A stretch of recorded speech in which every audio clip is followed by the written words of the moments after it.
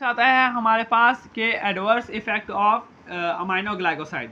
Aminoglycosides की अगर हम डोज को अप एंड डाउन करते हैं तो हमारे पास जो एडवर्स इफेक्ट होंगे उनके अंदर सबसे पहले क्या आएगा, नेफ्रोटॉक्सिसिटी। सही है, क्योंकि हमारे पास जितने भी अमाइनोग्लाइकोसाइड हैं वो मोस्टली हमारे पास कैसे फिल्ट्रेट आउट होते हैं, ग्लोमेरुलर फिल्ट्रेशन होती है। सही है, या किडनी के अंदर स्टोर हो सकते हैं। इस केस के अंदर ये हमारे पास क्या करते हैं, एक्यूट रीनल इंसफिशिएंटी और ट्यूबर नेक्रोसिस कॉज कर सकते हैं। तो हमारे पास नियोमाइसिन है, ये हमारे पास मोर नेफ्रोटॉक्सिक होती है और सेप्टोमाइसिन लीस्ट होती है। इसके बाद आता है ऑटोटॉक्सिसिटी। ऑटोटॉक्सिसिटी यानी ये हमारे पास डेफिनेस कॉज करेंगे, यानी कानों का बहरापन। Ototoxicity is link to the high peak plasma level and prolong use. अगर हम हमारे ग्लाइकोसाइड का लॉन्ग यूज करते हैं तो हमारे पास ऑटोटॉक्सिसिटी हो सकती है। They accumulate in the inner ear and irreversible deafness cause. ये हमारे पास क्या करते हैं, इंटर एयर के अंदर इरिवर्सिबल ये क्या करेंगे, कान का बहरापन कॉज करेंगे। सही है, तो नियोमाइसिन, कैनामाइसिन और एमिकासिन है, ये हमारे पास मोस्ट ऑटोटॉक्सिक हैं। स्टेप्टोमाइसिन और जेंटामाइसिन मोस्ट वेस्टिबुलर टॉक्सिक हैं। और जो नेटिलमाइसिन है ये हमारे पास लीस्ट टॉक्सिक है। सही है, नेक्स्ट आता है न्यूरोमस्कुलर जंक्शन ब्लॉकेज। अगर may take place at the high dose of combination with the curariform drugs. अगर हम अमाइनोग्लाइकोसाइड और क्यूरीफॉर्म ड्रग्स का कम्बिनेशन देते हैं तो हमारे पास न्यूरोमस्कुलर ब्लॉकेज हो सकती है। तो हम इसे ठीक कैसे करेंगे, हम कैल्शियम ग्लूकोनेट और नियोस्टिग्मीन देखेंगे कि इसके इफेक्ट को क्या करे, रिवर्स करें। फिर आता है हमारे पास hyper sensitivity reaction, skin rashes, fever और इसिनोफिलिया और एनाफाइलैक्सिस शॉक अकर हो सकते हैं किससे, इनफ्रीक्वेंटली किससे, अमाइनोग्लाइकोसाइड से। कॉन्ट्रा इंडिकेशन क्या है कि प्रेगनेंसी के अंदर ये हमारे पास क्या करेगा, फीटल ऑटोटॉक्सिसिटी कॉज करवाता है। एल्डरी पेशेंट के अंदर ये हमारे पास क्या करवाएगा, किडनी डिजीज कॉज करवाता है। क्यूटेशन के अंदर हम इसे यूज़ करते हैं कब, मसल रिलैक्सेंट के केस के अंदर। सही है, इसे हम मिक्स नहीं करते किसी भी उस सिरिंज के अंदर जिसमें पहले ही हमारे पास कोई ड्रग यूज़ हो चुकी है। सही है, do not mix with any other drug in the same syringe. Same syringe के अंदर हम इसे यूज़ नहीं करेंगे। इसके अंदर हमारे पास आती है डोज कैलकुलेशन ना। डोज कैलकुलेशन के अंदर हमारे पास जो फॉर्मूला होता है वो ये होता है कि dose for a case of renal insufficiency. अगर हम किसी भी पेशेंट के अंदर रीनल इंसफिशिएंसी है तो उसके अंदर हम क्या करेंगे, नॉर्मल थेराप्यूटिक डोज देंगे और हमारे पास सीरम कैटेनिन वैल्यू जो होगी उसको क्या करेंगे, डिवाइड करेंगे।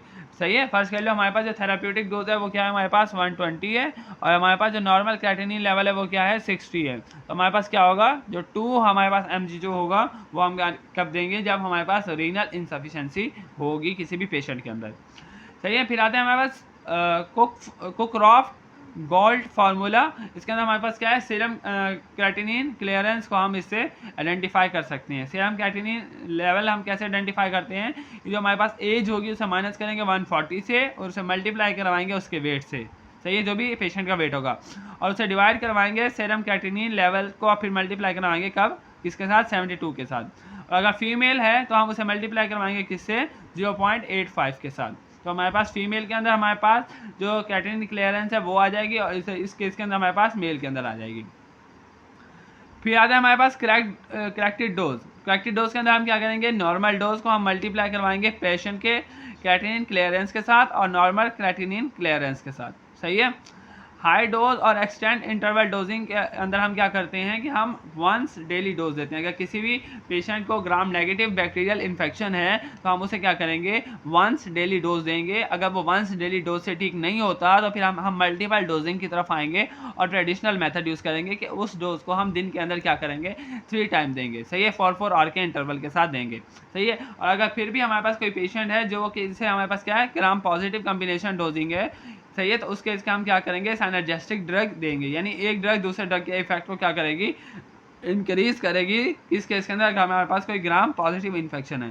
जो ऊपर वाले दो हैं हम ग्राम नेगेटिव के अंदर हम ज़्यादातर यूज़ करते हैं और ये हमारे पास ग्राम पॉजिटिव इन्फेक्शन के अंदर यूज़ होती है। नेक्स्ट आता है हमारे पास ड्रग्स के अंदर सबसे पहले आता है हमारे पास जेंटामाइसिन। जेंटामाइसिन ऑब्टेन होता है किससे, माइक्रोमोनोस्पोरा परप्यूरा से, और कॉमनली यूज़ होती है, मोर इंपॉर्टेंट है किससे, सेप्टोमाइसिन से। इसका जो स्पेक्ट्रम है वो क्या है, ब्रॉडर है। सुडोमोनास, प्रोटियस, इकोलाई, क्लैप्सिलिया और इंटरोबैक्टर के खिलाफ इसका एक्शन है। एक्ट एज अ साइनर्जेटिकली इफेक्ट करती है हमारे पास विद एम्पिसिलिन, पेनिसिलिन जी और टेकारसिलिन। सही है, और इनफेक्टिव होती है किसके खिलाफ, मायोबैक्टीरिया ट्यूबरक्लोसिस के साथ, और हमारे पास क्या होती है, मोर नेफ्रोटॉक्सिक होती है। सही है। नेक्स्ट आता है टोब्रामाइसिन। टोब्रामाइसिन हमारे पास क्या है, आइडेंटिकल है जेंटामाइसिन के साथ, यूज़ करते हैं हम इसे सोडोमोनाज और प्रोटियस इन्फेक्शन के लिए।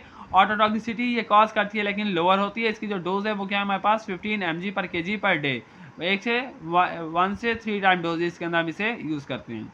नेक्स्ट आता है सीसोमाइसिन। सीसोमाइसिन भी क्या है, जेंटामाइसिन से आइडेंटिकल है, मोर पोटेंट है और against Pseudomonas and hemolytic streptococci, इनके खिलाफ इसका एक्शन ज़्यादा है। यूज़ करते हैं हम इसे interchangeably with the gentamicin.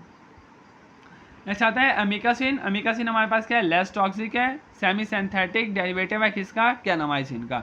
Resistance to enzyme that inactivate the gentamicin and tobramycin. सही है, उस एंजाइम के खिलाफ भी क्या करती है, रेजिस्टेंस कॉज करती है। वाइड स्पेक्ट्रम है इसका और use same as a gentamicin, जैसे इसके यूजेस क्या है, जेंटामाइसिन के जैसे हैं। रिवर्स रिजर्व है ये हमारे पास किसके लिए, hospital acquired gram negative bacilli infection के लिए। मल्टी ड्रग रेजिस्टेंस टीबी के लिए हम क्या करते हैं, अलॉन्ग ड्रग हम इसके साथ यूज़ करते हैं। सही है, और इसकी जो डोज है वो हमारे पास क्या है 50 mg/kg पर डे, 1 से 3 डोजेस। लास्ट आता है हमारे पास स्ट्रेप्टोमाइसिन। स्ट्रेप्टोमाइसिन हमारे पास क्या है, राइबोसोमल रेजिस्टेंस डेवलप कॉज करता है ज़्यादा तौर पर। सही है, इसके जो लिमिटेड अनयूजफुलनेस है वो क्या है, लिमिट है किसी भी सिंगल एजेंट के खिलाफ। सही है, प्लेग, टेलोरीमा और हमारे पास ब्रोसिलोसिस, ये क्या करता है कि केस के अंदर हम इसे क्या करते हैं, कम्बिनेशन के साथ देते हैं, किसके साथ, combination with tetracycline. Reserve for tuberculosis only in combination. सही है, ये हमारे पास ट्यूबरक्लोसिस के साथ, ट्यूबरक्लोसिस के लिए रिजर्व है, या तो हम इसे अकेले देंगे या इन कम्बिनेशन देंगे।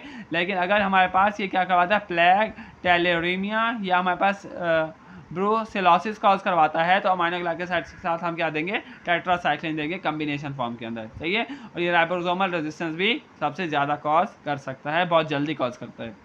यहाँ पे हमारे पास जो चैप्टर है अमाइनो ग्लाइकोसाइड, वो हमारे पास क्या होता है, कंप्लीट होता है, जिसके अंदर हमने क्लासिफिकेशन देखी और सारी चीज़ें इसके अंदर हमने कवर की।